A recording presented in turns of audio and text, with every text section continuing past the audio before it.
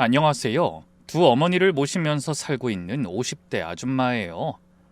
저는 오랜 세월 며느리 노릇을 한답시고 했는데 이 일을 겪고 나서 알게 됐어요. 그동안 아무것도 모르고 살았다는 걸요. 이 사연을 보낼까 말까 한참을 망설였어요. 근데 저처럼 한 지붕 아래서 모르고 살아온 며느리들이 한둘일까 싶더라고요. 시간이 흘러 모든 일이 다 정리되고 나서 보니까 인생은 끝까지 가봐야 안다는 말이 진짜 맞는 것 같아요. 그럼 지금부터 제가 겪은 이야기를 차근차근 풀어볼게요. 저는 7살 때 아버지를 사고로 잃었어요. 그때 친정엄마가 갓 30을 넘겼을 때였죠. 청상 과부라는 말 들어보셨죠? 우리 엄마가 딱 그 짝이었어요. 친척들이 다 혀를 차면서 저 어린 거 데리고 어떻게 살라고 하던 게 지금도 기억이 나요. 엄마는 그날 이후 시장 한기퉁이에서 콩나물 좌판을 시작하셨어요. 새벽 4시에 일어나서 비가 오나 눈이 오나 그 자리를 지키셨죠. 근데 엄마가 입이 험하기로는 시장에서 둘째 가라면 서러운 분이에요. 얼마 안 되는 콩나물값 가지고 흥정하다가 한도를 넘으면 이렇게 쏘아붙였어요. 아이고, 차라리 물에 밥 말아 드세요. 그런데 신기한 게 손님들이 그러고도 다음에 또 와요. 콩나물이 좋기도 하지만 정 때문에 단골이 많았어요. 그런 엄마 밑에서 자라다 보니 저도 일찍 철이 들어버렸어요. 고등학교 졸업하자마자 작은 회사 경리로 취직했고요. 월급 받으면 그대로 엄마한테 갖다 드렸어요. 근데 나중에 결혼할 때 그 통장을 저한테 주면서 엄마가 그러더라고요. 이건 네 돈이야. 시집 가서도 절대로 무시당하지 마. 사람이 돈 없으면 큰 소리 못 쳐. 그 말을 그때는 그냥 흘려들었는데 지금 와서 생각하니 엄만 진작에 알고 계셨던 거예요. 사람 사는 일이 결국엔 돈 앞에서 가장 본색이 드러난다는 걸요. 그러다 지금 남편을 만난 건 제가 26일 때예요. 회사 동료가 소개해준 자리였는데 처음엔 거절했어요. 상대 쪽 집안이 너무 번듯하다는 거예요. 아버님은 공무원이라서 정년을 앞둔 분이고 어머님 되실 분은 종로에서 양장점 하시는 분이고 본인은 중견기업 다니는 외아들, 어디 빠지는 데가 없는 자리였죠. 저는 그 얘기를 듣자마자 손사래를 쳤어요. 우리 친정은 단칸방인데 그런 집에 며느리로 들어가면 평생 기죽고 살 거 아니에요. 근데 동료가 한 번만 만나보라고 사람이 정말 점잖다고 하길래 정말 딱 한 번만 본다 하고 나갔어요. 전 그날 집안 형편을 까놓고 얘기했거든요. 친정이 시장 좌판한다. 아버지는 일찍 돌아가셨고 엄마랑 둘이 산다. 일부러 솔직하게 말했어요. 미리 정 떼라고요. 그런데 남편이 다 듣고 나서 하는 말이 이거였어요. 어머님 혼자서 이렇게 따님 키우신 것 오히려 그게 더 대단한 것 같은데요. 그 말이 그렇게 따뜻하더라고요. 이 남자랑은 한번 가봐도 되겠다 싶었죠. 그 뒤로 1년쯤 만나다가 결혼 얘기가 나왔고 시댁에 정식으로 인사를 가게 됐어요. 그날을 제가 지금도 안 잊어버려요. 시댁은 서울 외곽의 큰 아파트였어요. 거실에 들어가니까 시아버지는 신문을 보고 계시고 시어머니가 양손에 행주를 들고 부엌에서 나오는데요. 어머님 첫인상이 단정하다는 말로는 부족했어요. 머리 한 올 흐트러진 게 없고 옷 매무새가 가게 진열대에서 막 꺼낸 것 같은 느낌이었어요. 양장점을 30년 하신 분이라고 들었는데 그 말이 무슨 말인지 한눈에 알 수 있었죠. 어머니가 저를 위아래로 훑어보더니 웃지도 않고 그러더라고요. 앉아라, 다리 아프겠다. 그 말투가 친절한 듯 하면서도 어딘가 사람을 평가하는 듯한 그런 억양이었어요. 저는 무릎 위에 손을 가지런히 올려놓고 있었는데 어머님이 차를 따라주시면서 그랬어요. 우리 아들이 늦둥이라 내가 좀 곱게 키웠어. 너도 그건 각오하고 시집와야 할 거다. 이게 무슨 뜻인가 싶더라고요. 곱게 키웠다는 게 자랑인지 너 잘하라는 경고인지. 그날 전 시아버지 시어머니 앞에서 거의 말도 못하고 그냥 네네만 하다가 집에 돌아왔어요. 그런데 결혼하고 나서 시어머니하고 부딪힐 일이 한두 번이 아니었어요. 우리 어머님은요, 정말 솔직히 말씀드리면 말을 너무 직설적으로 하는 분이에요. 그게 나쁜 뜻은 아닌데 듣는 사람은 그렇게 안 들리거든요. 첫 상견례 자리에서부터 분위기가 좀 그랬어요. 시어머니가 친정엄마를 한번 훑어보시더니 그 자리에서 바로 이러시는 거예요. 사돈, 다음에 우리 가게 한번 들르세요. 이 기회에 제가 옷 한 벌 맞춰드릴게. 그 말이 끝나자마자 엄마 표정이 굳더라고요. 엄마가 그때 입고 간 옷이 엄마 딴엔 사돈 만나는 자리라고 가장 좋은 옷 꺼내 입고 온 건데 그렇게 한 번에 까이신 거예요.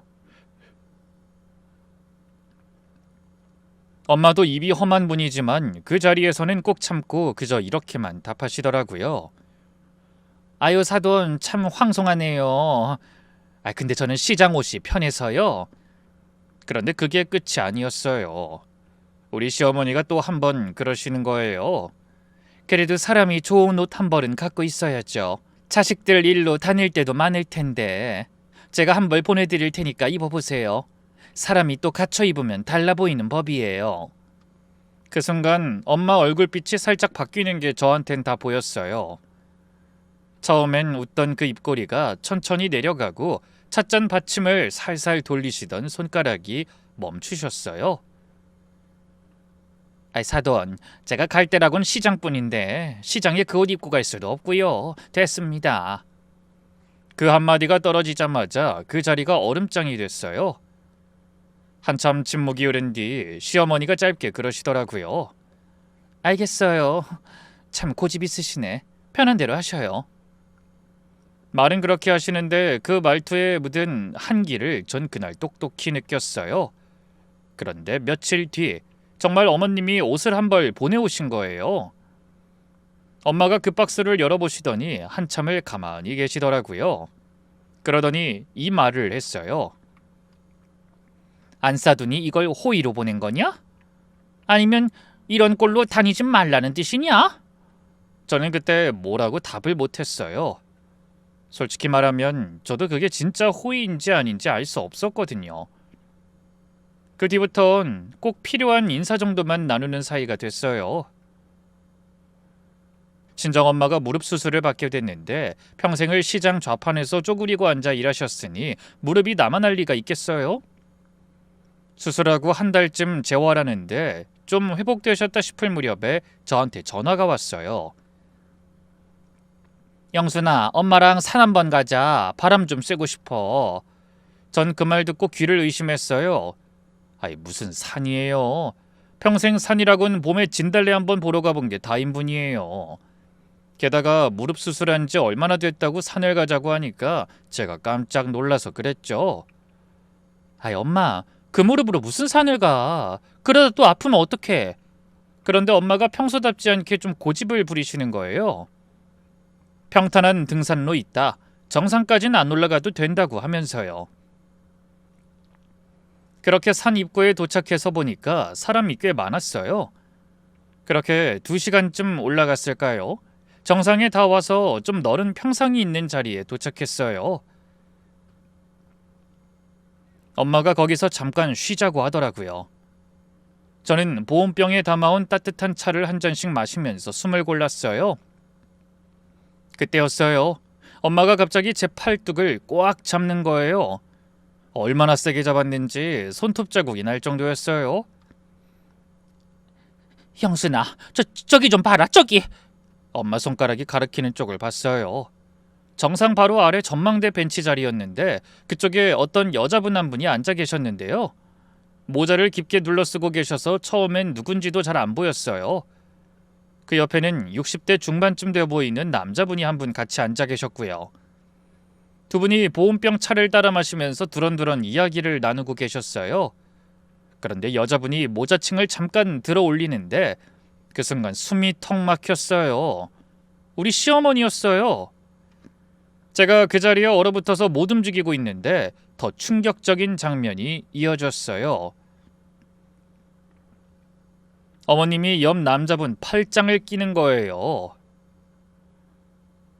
그것도 아주 자연스럽게요. 평소에 늘 그러시던 것처럼요. 그러고는 보온병에서 차를 그 남자분 잔에 따라주면서 환하게 웃는데 정말 제가 거짓말 보태지 않고 그렇게 화난 시어머니 얼굴은 처음 봤어요. 그 도도하고 깐깐한 분이 누구한테도 빈틈을 안 보이던 그분이 그렇게 웃으시다니요? 그것도 우리 시아버지가 아닌 다른 남자 옆에서요. 저는 그 자리에 주저앉을 뻔했어요. 다리가 후들거려서 평상 모서리를 잡고 겨우 버텼어요.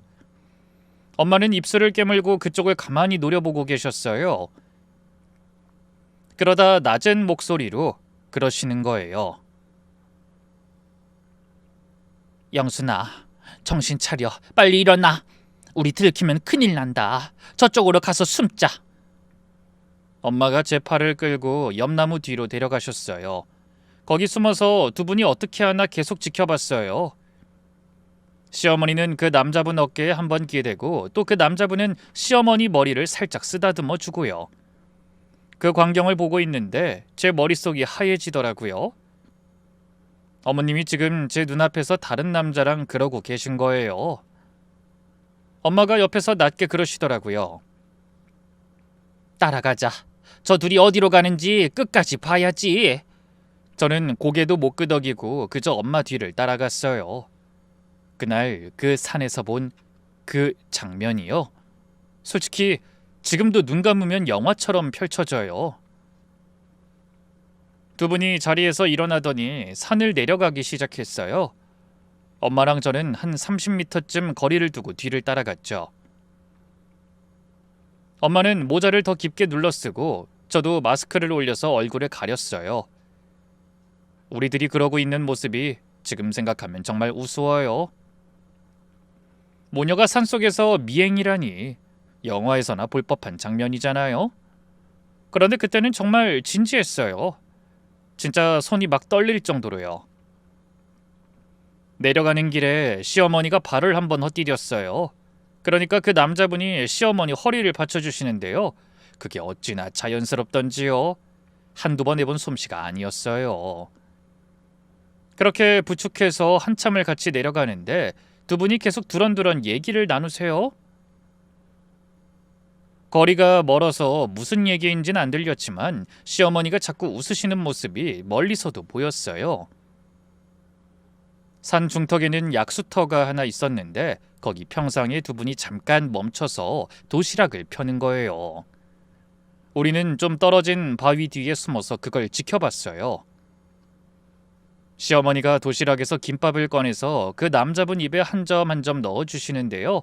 그 남자분도 받아 드시면서 무슨 말씀을 하시니까 시어머니가 막 웃으시는 거예요. 엄마가 이를 갈면서 그러더라고요. 저런 미친... 영순아, 엄마가 진짜 살다 별꼴을 다 본다. 저는 그때 손이 너무 떨려서 휴대전화를 2번이나 떨어뜨릴 뻔했어요. 이걸 사진으로 찍어둬야 하나, 영상으로 남겨야 하나 별별 생각이 다 들었거든요. 그런데 손이 떨려서 그것도 제대로 못했어요. 머리는 머리대로 빙빙 도는 거예요. 우리 시아버지는 뭐가 되는 거야? 남편은 아나? 이 사실을 알리면 시댁이 뒤집힐 텐데 그래도 알려야 하는 건가? 제 인생이 그 약수터에서 와르르 무너지고 있더라고요.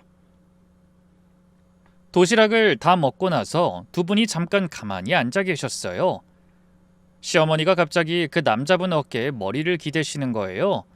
그러고는 어깨가 들썩이는데 우는 거였어요. 전 그 모습을 보고 더 충격을 받았어요. 시어머니가 제 앞에서 단 한 번도 운 적이 없는 분이세요. 전에 시아버지가 큰 수술 받으셨을 때도 누가 돌아가셨을 때도 그 어떤 일이 있어도 눈물 한 방울 안 흘리시던 분이 그 남자분 어깨에 기대서 어깨가 다 흔들리도록 우시는 거예요. 그 남자분은 시어머니 등을 가만히 토닥토닥 두드려 주시고요. 그 장면을 보면서 확신했어요. 이 두 분 그냥 그런 사이가 아니구나. 단순한 만남이 아니구나. 어쩌면 오래된 사이인지도 모른다. 그런 생각까지 들었어요. 엄마는 가만히 그 모습을 보더니 속삭이듯 그랬어요. 사람이라는 게 모르는 거다. 저 양반이 저런 얼굴로 남자한테 기대서 울고. 한참을 그렇게 울던 시어머니가 눈물을 닦으며 일어나셨어요. 두 분이 다시 손을 잡고 산을 마저 내려가시는데 그 모습이 마치 오래 함께한 부부 같았어요. 정말요. 우리 시어머니랑 시아버지가 산행하실 때는 한 번도 못 봤던 그 친밀함이 그 두 분 사이에는 있었어요. 산 입구까지 내려와서 두 사람이 헤어졌어요. 그 남자분은 산 아래의 식당 쪽으로 천천히 걸어가고 시어머니는 주차장 쪽으로 향하는데요. 우리는 좀 떨어진 나무 뒤에 숨어서 그 모습을 보고 있었어요. 시어머니가 검은 승용차 앞에서 잠깐 멈추더니 가방에서 손수건을 꺼내서 입가를 닦더라고요. 그러고 차 문을 막 열려고 하는데 그 순간 시어머니가 고개를 천천히 돌리는 거예요. 정확히 제 차가 세워져 있는 쪽으로요. 그 순간 가슴이 철렁 내려앉았어요. 제 차가 그쪽 주차장 안쪽에 세워져 있었거든요. 시어머니가 잠깐 그쪽을 보더니 자기 차를 두고 우리 차 쪽으로 한 걸음 두 걸음 걸어가는 거예요. 엄마가 옆에서 제 팔을 꽉 잡았어요. 영순아, 어떡하지? 어떡하지? 저는 숨도 못 쉬고 그 모습을 지켜봤어요. 그리고 시어머니가 제 차 앞에 가서 멈추더니 허리를 살짝 굽혀서 뒷 번호판을 한참 보는 거예요. 그러고는 가방에서 휴대전화를 꺼내서 들더라고요. 손가락으로 화면을 톡톡 두드리는 모습이 멀리서도 보였어요. 아마 제 차인 줄 단번에 알았을 거예요. 그러고는 시어머니가 천천히 고개를 들어 주위를 둘러보더라고요. 엄마랑 제가 숨어있던 나무 쪽도 한참 응시했어요.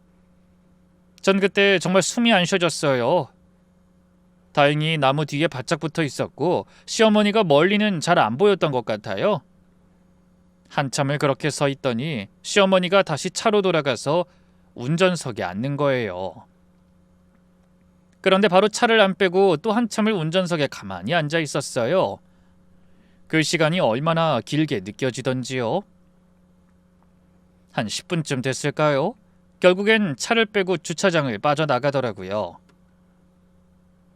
차가 시야에서 완전히 사라지고 나서야 저는 비로소 숨을 쉴 수가 있었어요. 그런데 그게 안도의 한숨이 아니었어요. 더 무거운 한숨이었어요. 엄마가 입술을 깨물고 그러는 거예요. 영순아, 안 싸더니 네 차 번호를 봤어. 분명히 본 거야. 저는 다리에 힘이 풀려서 그 자리에 쪼그리고 앉았어요. 그리고 차로 돌아왔는데 문 닫고 운전석에 앉자마자 제가 핸들에 엎드려서 한참을 못 일어났어요. 엄마가 제 등을 가만히 쓸어주면서 그러더라고요. 일단 집에 가자. 가서 얘기하자. 운전 못하겠으면 좀 쉬다 가고. 저는 한참을 그러고 있다가 겨우 시동을 걸었어요. 차를 모는 동안 머릿속이 복잡해 죽을 지경이었거든요. 시어머니가 만약에 우리를 봤다면, 제 차인 걸 확인했다면 가장 먼저 할 행동이 뭐겠어요? 거기서 본 걸 덮어버리려고 할 거잖아요. 분명히 무슨 수를 쓸 거예요. 남편한테 먼저 말하거나 아니면 시아버지한테 가서 제가 뒷조사를 한다고 모함하거나요. 시어머니는 그러고도 남을 사람이에요. 엄마도 같은 생각을 했던 것 같아요. 한참을 가만히 있더니 작은 목소리로 그랬어요. 우리 시간이 없다. 그 한마디가 그렇게 무겁게 들릴 수가 없었어요. 다음 날 아침 일찍 친정엄마가 제 가게로 왔어요. 가게 문 열기 전이라 손님도 없고 안쪽 작은 방에 앉아서 둘이 마주 앉았죠. 엄마 표정이 어제보다 더 안 좋아 보이더라고요. 밤새 한숨도 못 잔 게 분명했어요. 저도 마찬가지였고요. 어젯밤 누워서 천장을 보는데 어머니가 차 번호판을 들여다보던 그 장면이 자꾸 떠올라서 도저히 잠이 안 오더라고요. 그때 갑자기 엄마가 식탁을 탁 치면서 그러는 거예요. 아니 그렇게 뭐 되는 것처럼 굴더니 뒤로는 그러고 다녔구만. 아니 그게 사람이 할 짓이냐? 그 점잖은 척하던 양반이 본색이 그거였어?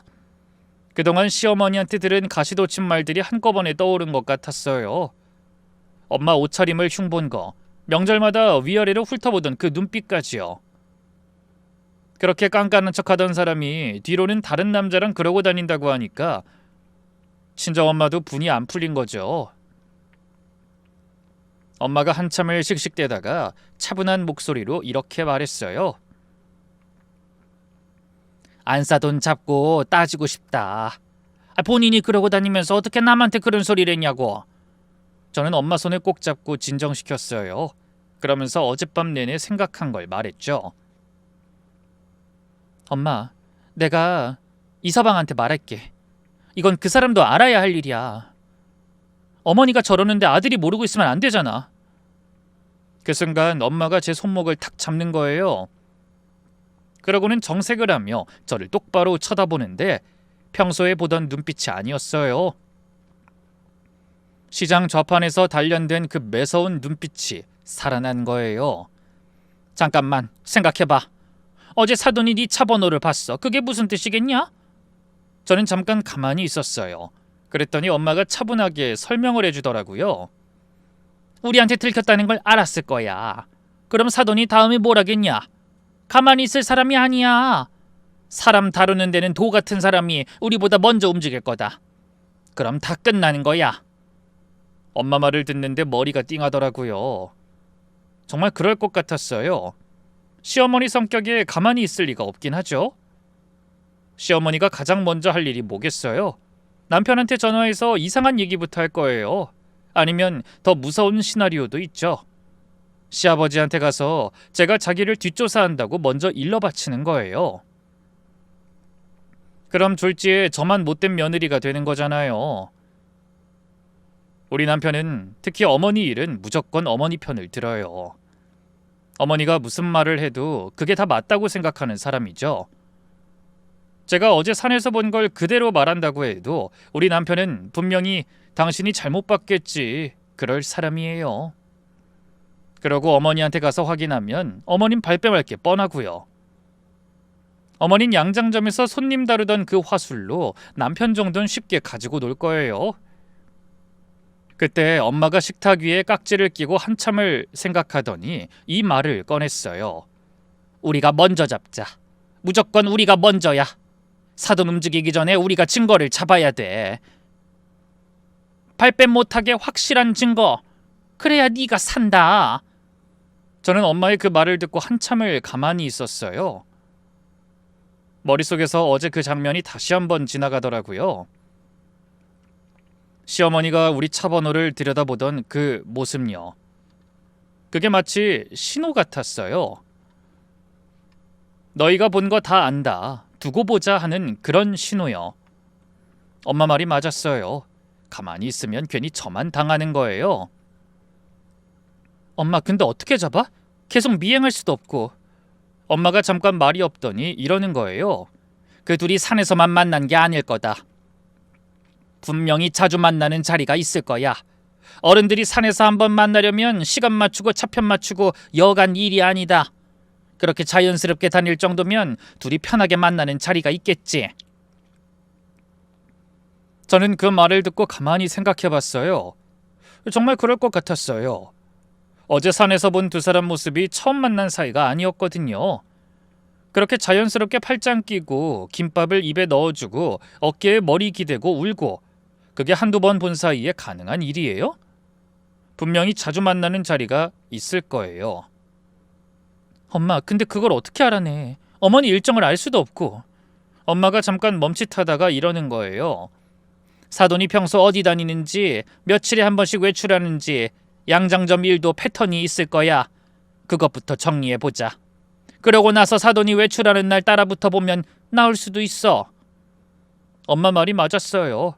시어머니가 무슨 요일에 양장점 나가는지 무슨 요일에 모임 다니는지 그건 머릿속에 다 들어있어요. 곰곰이 따져보니 시어머니가 매주 화요일하고 금요일에 어딜 다녀오는 게 떠올랐어요. 그 핑계가 한두 번이 아니었어요. 엄마, 어머니가 화요일하고 금요일에 자주 외출해. 거의 매주. 그 말에 엄마 눈이 반짝하더라고요. 그래? 그럼 다음 주 화요일에 우리가 따라붙자. 사돈 집 앞에서 기다리고 있다가 나오면 뒤를 밟는 거야. 어디 가는지 보면 두 사람 만나는 자리가 어디인지 알 수 있을 거야. 저는 잠깐 망설였어요. 시어머니를 미행한다는 게 며느리 된 도리로 너무 심한 거 아닌가 싶기도 했거든요. 그런데 엄마가 제 마음을 읽었는지 한마디 보태더라고요. 며느리 도린 정상적인 시어머니한테 하는 거야. 사돈이 먼저 칼 뽑기 전에 우리가 먼저 뽑아야지. 그 말에 더는 망설일 수가 없었어요. 며칠 후 저랑 친정엄마는 새벽부터 단단히 준비를 했어요. 엄마는 시장에서 사온 모자랑 마스크를 잔뜩 챙겨오고 전 가게에서 쓰는 작은 화물차도 끌고 왔어요. 시어머니가 제 차를 봤으니까 같은 차로 또 따라붙으면 단번에 들킬 거 아니에요. 가게차는 새벽 시장 다닐 때 쓰는 거라 시어머니가 본 적이 없거든요. 시댁 아파트 단지 건너편 골목에 차를 대놓고 시어머니가 나오길 기다렸어요. 점심이 다 지나도록 안 나오길래 오늘은 허탕인가 싶었는데 오후가 되자 시어머니가 가방을 들고 아파트 입구로 나오는 거예요. 평소에 입던 옷차림이 아니었어요. 산에서 봤을 때처럼 좀 산뜻하게 차려입었더라고요. 저는 그때 직감했어요. 오늘 양장점 가는 게 아니구나. 시어머니가 자기 승용차를 끌고 큰 길로 가더라고요. 우리는 거리를 두고 화물차로 뒤를 밟았어요. 차가 강남 쪽으로 빠지더니 어느 사무실 건물 지하 주차장으로 쑥 들어가는 거예요. 저는 가슴이 쿵쿵 뛰는데 손이 막 떨렸어요. 엄마는 옆에서 그러더라고요. 조심히 따라붙어. 우리 들키면 끝이야. 저는 화물차를 건물 맞은편 주차장에 세웠어요. 거기서 한참을 기다렸어요. 1시간쯤 지났을까요? 건물 쪽을 계속 보고 있는데 시어머니랑 그 남자가 같이 나오는 게 보이는 거예요. 둘이 또 팔짱을 끼고 있더라고요. 산에서 봤을 때처럼 그 남자가 시어머니한테 뭐라고 말을 하니까 시어머니가 또 고개를 끄덕이면서 웃는데 그 웃음이 어찌나 자연스럽던지요. 저는 더는 못 참겠더라고요. 친정엄마 손을 꽉 잡으면서 그랬어요. 엄마, 지금이야. 가서 잡자. 엄마가 잠깐 망설이다 고개를 끄덕이더라고요. 우리는 차에서 내려서 두 사람 쪽으로 곧장 걸어갔어요. 한 발 한 발 내딛는데 다리가 후들거리는 거예요. 며느리가 시어머니한테 이런 식으로 다가가는 게 처음이잖아요. 그것도 다른 남자랑 있는 자리에서요. 그리고 시어머니 앞에 섰어요. 평생 도도하던 시어머니인 새하얗게 질려버리더라고요. 입술도 새파랗고요. 옆에 있던 남자도 분위기를 눈치챘는지 한 발짝 뒤로 물러섰어요. 저는 숨을 한번 깊게 들이쉬고 입을 열었어요. 어머니, 이 남자분 누구예요? 목소리가 떨렸지만 끝까지 말은 했어요. 시어머니가 한참을 가만히 서 있더라고요. 입술이 달싹달싹하는데 말이 안 나오는 거예요. 그 옆 남자가 어쩔 줄을 모르고 시어머니랑 저를 번갈아 보고 있고요. 친정엄마가 그 자리에서 한 발 더 다가가서 그러는 거예요. 사돈, 우리 다 봤어요. 지난번 산에서도 봤고요. 뭐라고 말씀 좀 해보세요. 시어머니가 그제야 다리에 힘이 풀렸는지 비틀거리는 거예요. 옆에 그 남자가 얼른 부축을 했어요. 저는 그 모습을 보면서도 아무 동정심이 안 들었어요. 며느리로 살면서 한 번도 본 적 없는 광경이잖아요. 그런데 시어머니가 한참을 그러고 있다가 이러는 거예요. 나랑 잠깐 같이 좀 가자. 여기서 할 얘기가 아니다. 전 그 말에 더 화가 났어요. 들켰으니까 일단 자리 옮기자는 거잖아요. 어디 한적한 데 가서 입막음 하려는 거 아니냐고요. 그래서 제가 단호하게 말했어요. 어머니, 그냥 여기서 말씀하세요. 자리 옮길 필요 없어요. 이 남자분 누군데요? 어머니랑 무슨 사이인데요? 시어머니가 손이 떨리는 게 보이더라고요. 한참을 입을 못 대다 갑자기 그 자리에서 무너지듯 그러는 거예요. 너희 아버지가 바람을 피우고 있다. 전 그 말에 제 귀를 의심했어요. 친정엄마도 옆에서 멈칫하는 게 보이고요. 시아버지가 바람을 피운다고요? 그게 무슨 소리예요? 전 어이가 없어서 잠깐 말을 못했어요. 그러는 사이에 옆에 있던 남자가 가방에서 명함을 한 장 꺼내서 저한테 내미는 거예요. 받아보니까 흥신소 명함이었어요. 사람 찾고 사실관계 조사하고 뭐 그런 일 하는 사무실요. 남자가 머쓱하게 그러더라고요. 제가 사모님 물려받고 일하고 있는 사람입니다. 저하고 절대 그런 사이가 아니에요. 전 그 명함을 들고 한참을 가만히 있었어요. 머릿속이 너무 복잡해서 정리가 잘 안 되는 거예요. 시어머니가 그 옆에서 손수건으로 눈가를 누르면서 작은 목소리로 그러더라고요. 예, 일단 어디 좀 들어가자. 사돈한테도 다 얘기할 테니까. 친정엄마가 저를 한번 쳐다봤어요. 그 눈빛에 망설임이 있었어요. 가야 할지 말아야 할지. 저도 한참을 고민하다가 결국 고개를 끄덕였어요. 일단은 들어봐야겠다. 그게 거짓인지 진짜인진 들어보고 판단하자. 그렇게 마음먹은 거예요. 근처 한적한 찻집으로 자리를 옮겼어요. 점심시간이 지나서 손님도 거의 없는 곳이었어요. 안쪽 구석자리에 넷이 둘러앉았는데 그 분위기가 어찌나 무겁던지요. 시어머니가 손수건을 만지작거리면서 한참을 입을 못 열더라고요. 침묵 끝에 흥신소 소장이라는 남자분이 먼저 입을 열었어요. 본인이 시어머니 의뢰를 받은 게 석 달째라고요. 사모님이 처음 사무실에 찾아왔을 때 너무 차분해서 오히려 본인이 놀랐다는 거예요. 보통은 의심하는 분들이 와서 막 울고 흥분하고 그러는데 시어머니는 그냥 차분하게 그랬대요. 우리 남편이 바깥에 사람이 있는 것 같다. 증거를 잡고 싶다. 그날 산에 간 것도 시아버지를 미행하다 잠깐 산 정상에서 만난 거였대요. 시아버지가 그날 등산 모임 핑계로 어딜 갔는데 그게 모임이 아니라 다른 자리였다는 거예요. 시어머니랑 흥신소 소장이 그날 시아버지 뒤를 밟다가 놓치고 나서 잠깐 그 자리에서 쉰 거였대요. 시어머니가 그때 어깨에 기대서 울었던 것도 누구한테 한 번도 못한 얘기를 처음으로 털어놓다가 그렇게 됐다는 거예요. 저는 그 얘기를 들으면서 가슴이 쿵 내려앉았어요. 제가 본 그 모든 장면이 다른 그림으로 그려졌던 거잖아요. 친정엄마도 옆에서 가만히 그 얘기를 듣더니 잠깐 눈을 감았다가 뜨면서 작은 목소리로 그러는 거예요. 아이 사돈, 그게 사실이면 참 마음고생 많으셨겠네. 시어머니가 그제야 고개를 들어 친정엄마를 봤어요. 두 사람 눈이 마주치는데 평생 거리를 두고 살던 두 분 눈빛이 그때만큼은 어딘가 비슷해 보이더라고요. 시어머니가 천천히 입을 열었어요. 사돈, 제가 다 얘기할게요. 예, 그동안 혼자 삭혀온 거 다 얘기할 테니까 들었죠? 저는 그 자리에 가만히 앉아서 시어머니 입에서 나올 말을 기다렸어요. 시어머니가 찻잔을 두 손으로 감싸쥐고 한참을 가만히 있더라고요. 그러다가 천천히 입을 열기 시작했어요. 어딘가 갈라지고 떨리는 나이든 여자의 약한 목소리였어요. 사실 너희 시아버지가 처음 그런 거 아니다. 전 그 말에 또 한 번 가슴이 쿵 내려앉았어요. 처음이 아니라뇨. 그럼 한두 번이 아니었다는 말이잖아요. 시어머니가 한숨을 길게 내쉬더니 이야기를 풀기 시작하더라고요. 결혼하고 한 10년쯤 됐을 때 처음 알게 됐대요. 시아버지 양복 주머니에서 모르는 여자 사진이 한 장 나왔다는 거예요. 그때 시어머니가 그 자리에서 시아버지를 다그쳤더니 시아버지가 무릎을 꿇고 빌었대요.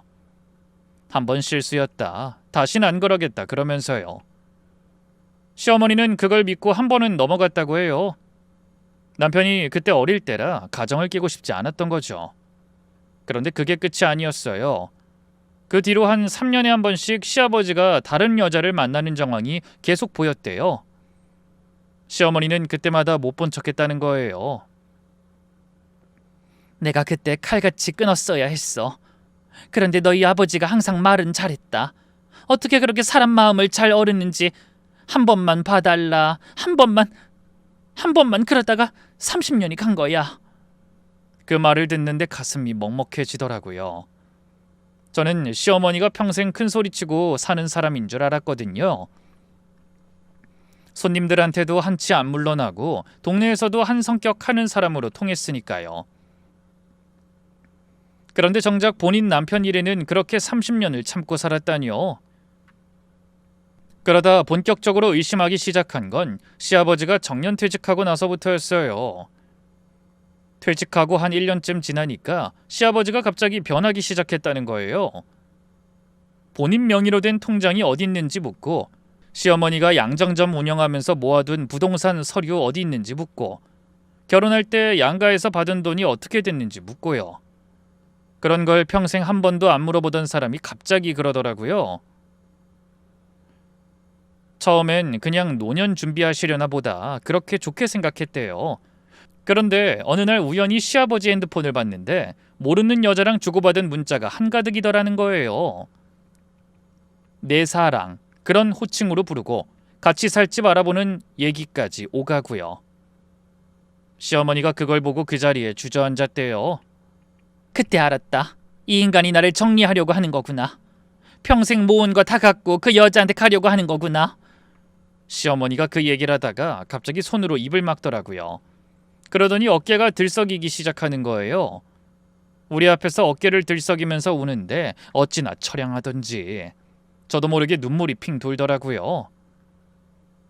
한참을 그렇게 울던 시어머니가 갑자기 평소와 너무 다른 모습으로 그러는 거예요. 사돈, 내가 사실 이 얘기를 할 데가 없었어요. 친구한테도 못하겠고 자식한테도 절대 못하겠더라고요. 평생 큰 소리 치고 살았는데 막상 이런 일 터지니까 말할 데가 한 군데도 없더라고요. 내가 인생을 잘못 산 거지요. 그 말을 듣는데 저는 정말 가슴이 미어지더라고요. 본인 말로는 인생 성공했다고 자부하던 사람이에요. 그런데 그 사람이 정작 본인이 가장 힘들 때 기댈 사람이 한 명도 없었다는 거잖아요. 그게 얼마나 외롭고 비참했을지 그제야 좀 짐작이 가더라고요. 그리고 시어머니가 눈물을 닦으면서도 그러는 거예요. 예, 내가 우리 정호한테 말해볼까도 생각했다. 근데 그 녀석이 뭐라고 할지 뻔하지 않니? 어머니 그냥 참고 사세요. 그러고 말걸.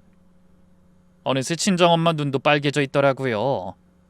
우리 엄마가 평생 시어머니한테 받은 가시박힌 말이 그게 다 시어머니가 약점을 숨기려고 했던 가면이었던 거잖아요.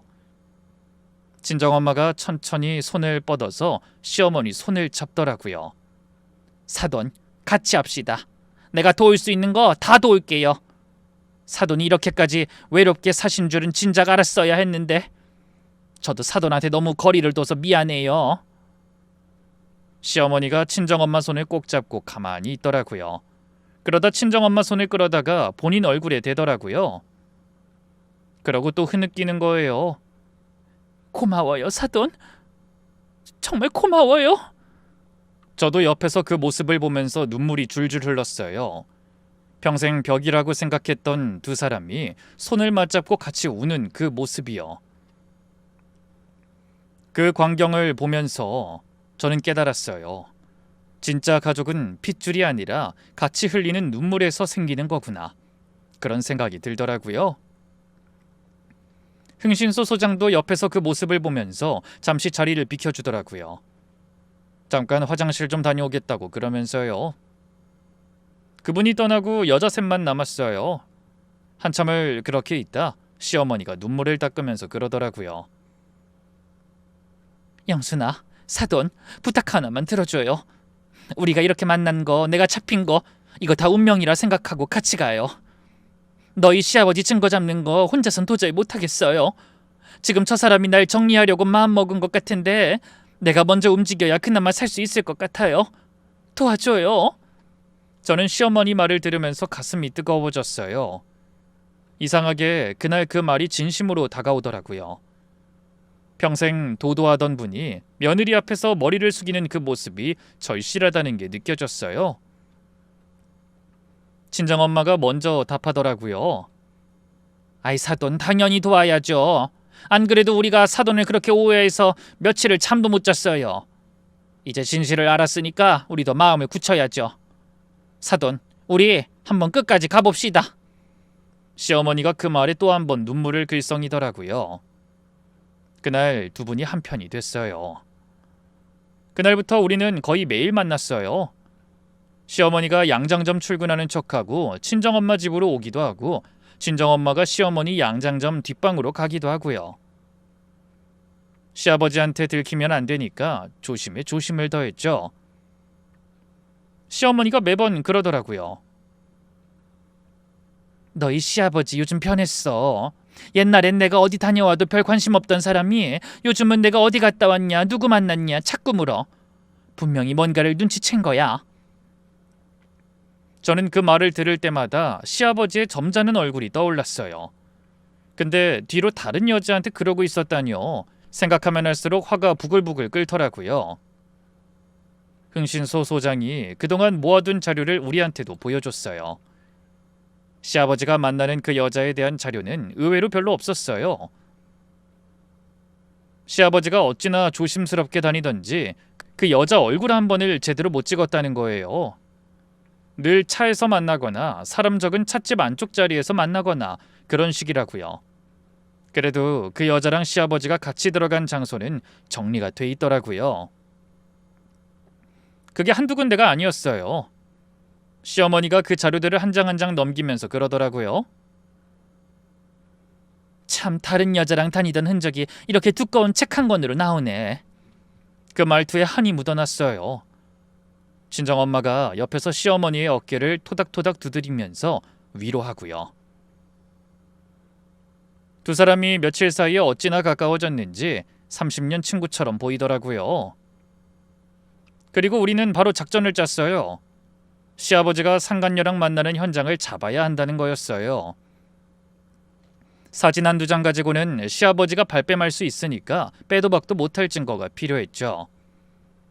흥신소 소장 말로는 두 사람이 한 달에 두세 번씩 만나는 자리가 있다고 했어요. 그 중에서도 어느 호텔 1층 찻집에서 만나는 게 가장 잦다고요. 그래서 우리는 시아버지가 그 호텔에 들어가는 날을 노리기로 했어요. 흥신소 소장이 시아버지 차를 계속 추적하면서 그 호텔 쪽으로 차가 향하는 날 우리한테 연락을 주기로요. 그럼 우리는 그 호텔 안에 미리 가서 자리를 잡고 두 사람이 만나는 그 자리에서 정면으로 들이대기로 했어요. 시어머니가 그 작전 얘기를 들으면서 한참을 가만히 있더라고요. 그러다가 작은 목소리로 그러는 거예요. 내가 그 여자 얼굴을 직접 봐야겠어요. 도대체 어떤 사람인지 내가 확인을 해야겠어. 그 말에 친정엄마가 그러더라고요. 아이 사돈, 근데 할 수 있겠어요? 거기서 무너지면 다 끝나는 거예요. 알죠? 시어머니가 그 말에 잠깐 망설이다가 단호하게 답하더라고요. 내가 참는 걸 30년을 했어요. 그 정도 자제는 할 수 있어요. 걱정 마세요, 사돈. 저는 옆에서 두 사람 대화를 들으면서 가슴이 두근거렸어요. 저도 시아버지의 비밀을 정면으로 마주하게 되는 거잖아요. 또 상간녀가 어떤 사람인지, 시아버지가 평생 우리 모르게 만나온 그 사람이 누구인지요. 흥신소 소장이 며칠 동안 시아버지를 계속 따라다녔어요.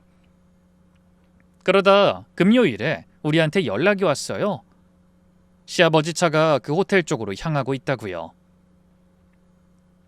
우리 세 사람은 아침부터 단단히 준비했어요. 시어머니는 본인 양장점에서 점잖은 옷을 한 벌 차려입고 왔어요. 친정엄마는 평소 안 쓰는 안경을 하나 끼고 왔고요. 저는 머리를 단정하게 묶고 마스크까지 챙겼어요.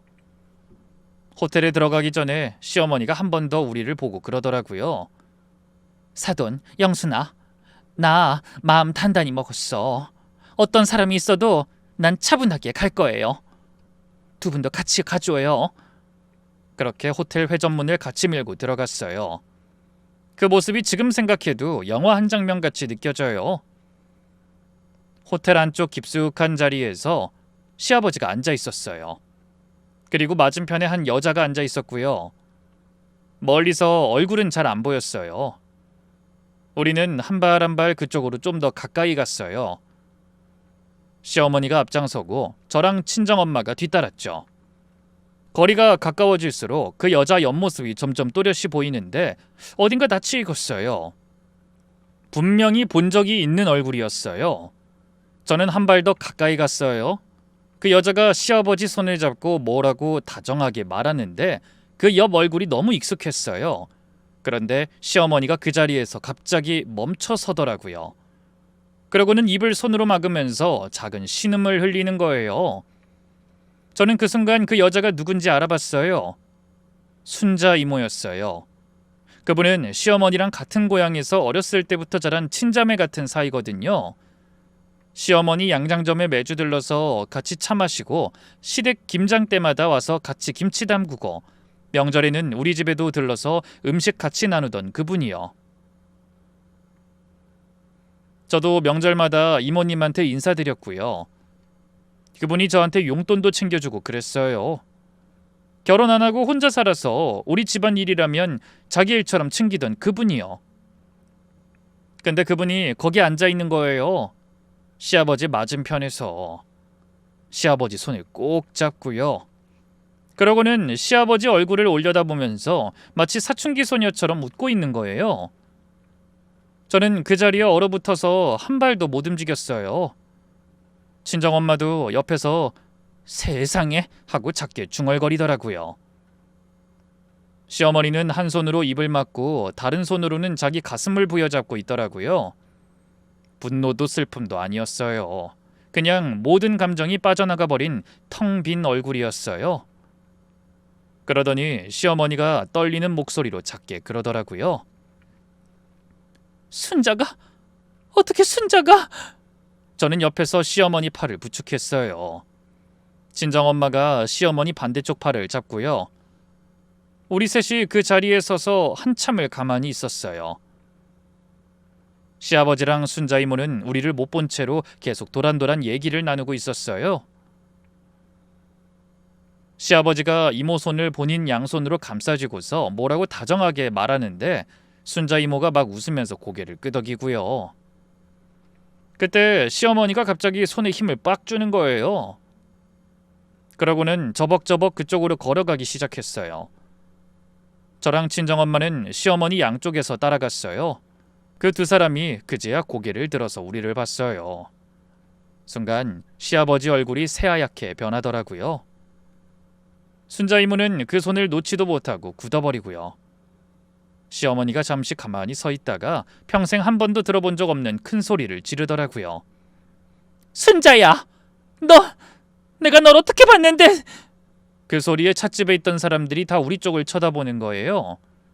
순자 이모가 자리에서 벌떡 일어나면서 시아버지 손을 놓는데 손이 떨리는 게 보이더라고요. 시아버지는 어쩔 줄 모르고 자리에서 일어났다가 다시 앉았다가 그러는 거예요. 순자 이모가 떨리는 목소리로 그러더라고요. 언니 그런 게 아니야, 언니. 시어머니가 그 말에 더 분노가 치솟아서 말했어요. 아니라니? 우리 집 안방에서 같이 차 마시던 손으로 내 남편 손을 잡고 있냐? 어떻게? 그게 단순히 남편이 바람 피웠다는 그 충격이 아니었어요. 평생 친자매처럼 믿었던 사람이 자기 남편이랑 그러고 있었다는 배신이었죠. 그건 비교도 안 되게 더 큰 상처잖아요. 친정엄마는 침착하게 휴대전화를 들어서 사진을 막 찍더라고요. 시아버지랑 순자 이모하고 같이 앉아있는 모습, 두 사람 손이 식탁 위에 있는 모습, 그런 결정적인 장면들을 다 찍어둔 거죠. 시아버지가 그제야 정신이 들었는지 일어나서 도망가려고 하는데 엄마가 손에 들고 있던 큰 가방으로 떡하니 길을 막는 거예요. 그리고 큰 소리로 그러는 거예요. 사돈 어디 가세요? 어디 가지 마시고 여기 앉으세요. 얘기는 마저 해야죠. 시아버지가 그 자리에서 어쩔 줄을 모르더라고요. 점잖은 척하던 분이 며느리하고 사돈한테 잡힌 거잖아요. 결국엔 시아버지가 다시 자리에 앉았어요. 시어머니도 이성을 찾은 게 보였어요. 우리 넷이 그 자리에 둘러앉았어요. 순자 이모가 손을 떨면서 우는데 시어머니가 차갑게 그러는 거예요. 순자야, 너 언제부터냐? 솔직하게 말해. 순자 이모가 한참을 답을 못하다 결국 작은 목소리로 그러더라고요.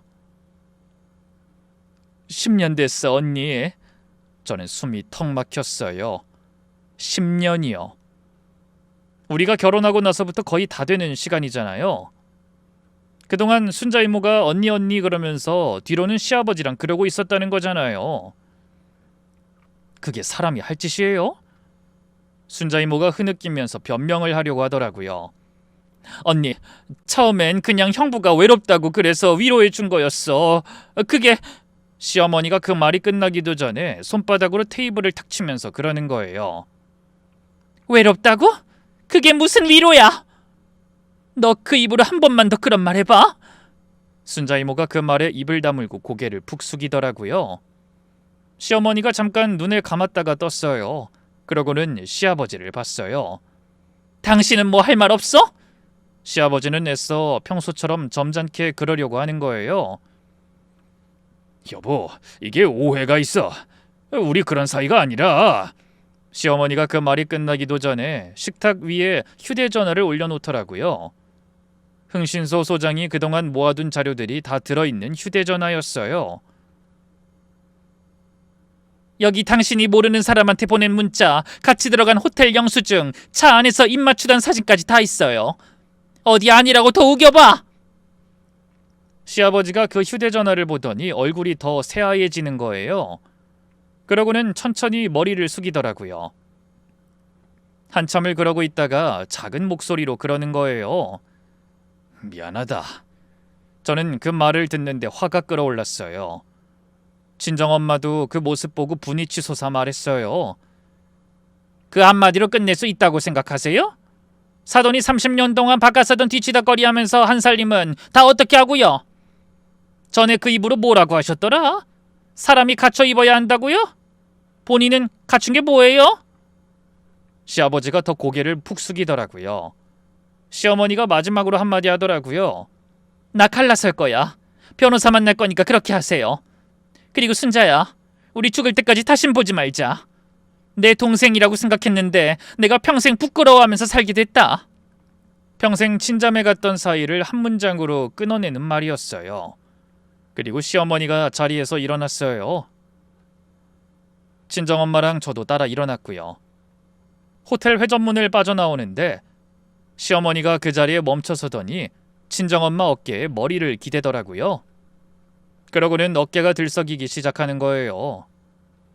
친정엄마가 시어머니를 가만히 안아줬어요. 전 그 모습을 보면서 또 눈물이 났어요. 평생 시어머니 어깨에 손 한 번 못 댔던 친정엄마가 그 자리에서 시어머니를 자기 동생처럼 안고 있는 거예요. 그날 우리 세 여자의 인연이 완전히 다른 모습으로 다시 시작됐어요. 그날 이후로 일이 빠르게 진행됐어요. 흥신소 소장이 그동안 모아둔 자료를 깔끔하게 정리해서 시어머니한테 전달하고 일을 매듭지었어요. 호텔에서 마지막 작전 끝내고 며칠 뒤에 사무실로 오셔서 사진이며 영수증이며 통화 기록이며 다 한 봉투에 담아주시더라고요. 시어머니가 봉투를 받아들고 그러는 거예요. 소장님, 정말 고마워요. 덕분에 제가 살았어요. 소장님이 머쓱하게 웃으면서 그러더라고요. 그냥 제 일을 한 건데요. 마음 단단히 잘 잡으셨으니까 좋은 변호사 만나서 정리만 잘하면 돼요. 부디 건강하시고요.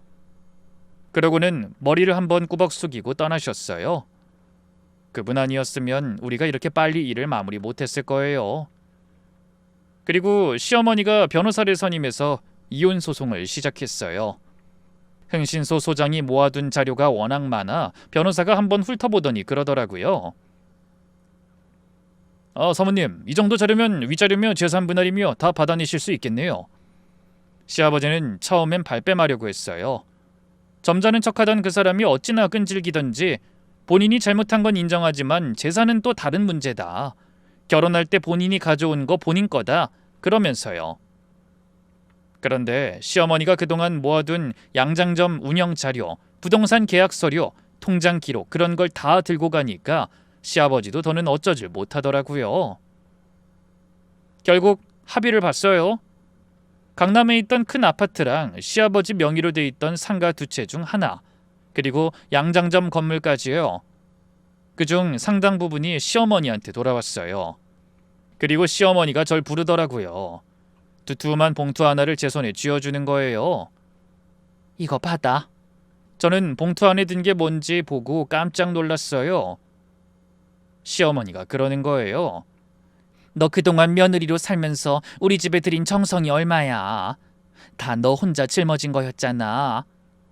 내가 그동안 너한테 따뜻한 말 한마디 못해서 미안하다. 이게 그 값이다. 너 혼자서 쓸 일 있을 때 써. 정호한텐 말 안 해도 된다. 어미가 네 이름으로 따로 정해주는 거니까. 저는 그 봉투를 받으면서 한참을 가만히 있었어요. 시어머니한테 그런 말을 들을 줄 누가 알았겠어요. 저는 그 봉투를 가슴에 안고 시어머니한테 인사를 했어요. 시어머니가 저를 꼭 어머니한테 그렇게 안기는 순간이 정말 꿈만 같았어요. 뒤에 들었는데 순자 이모는 막상 시아버지가 빈손이 되니까 정 떨어진 거예요. 시어머니가 그 얘기 듣고 한번 코웃음 치더라고요. 결국엔 버림받았네. 본인이 사람 우롱한 만큼 그대로 받은 거지 뭐. 우리 남편은 일이 다 끝나고 나서야 사태를 알았어요. 어머니가 변호사를 통해 알린 거예요. 남편이 헐레벌떡 저한테 와서 왜 나한테는 안 알렸냐 따지길래 제가 차분히 답했죠. 당신이 어머니 편들 게 뻔해서 앞으로 우리 집안 큰일은 다 여자들이 할 거야. 그리고 일이 어느 정도 다 정리되고 나서 한두 달쯤 지났을 때예요. 시어머니가 친정엄마랑 절 부르더라고요. 그날 시어머니가 차를 내주면서 그러는 거예요. 사돈, 우리 같이 삽시다. 저랑 친정엄마가 둘 다 깜짝 놀라 시어머니를 봤어요. 그러자 시어머니가 차분하게 설명을 하더라고요. 본인이 양장점 옆에 작은 한옥집 한 채를 새로 얻었다고요. 마당이랑 텃밭도 있는 그런 집이라고요. 거기서 혼자 살려고 했는데 막상 살려고 보니 적적하고 외롭다는 거예요.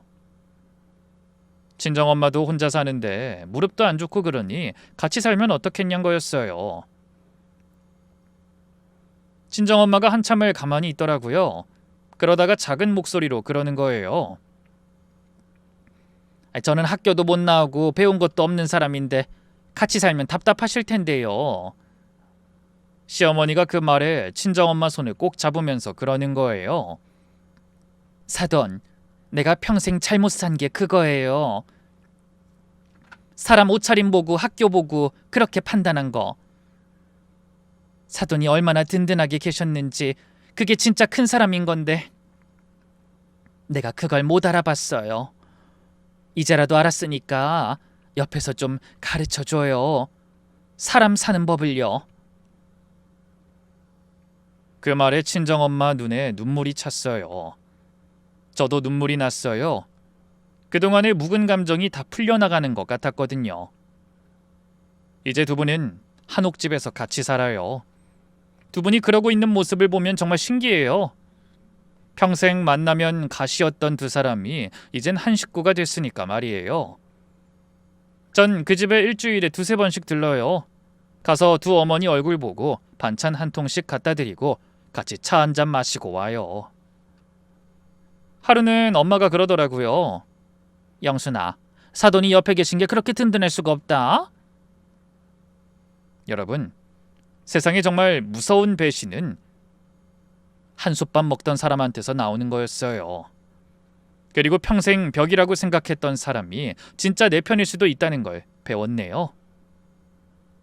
사람 인생 정말 끝까지 가봐야 안다는 말이 맞아요. 사람이 뿌린 대로 거둔다는 그 말도 진짜 살아있는 말이고요. 그럼 저는 여기서 마칠게요. 끝까지 들어주셔서 감사합니다.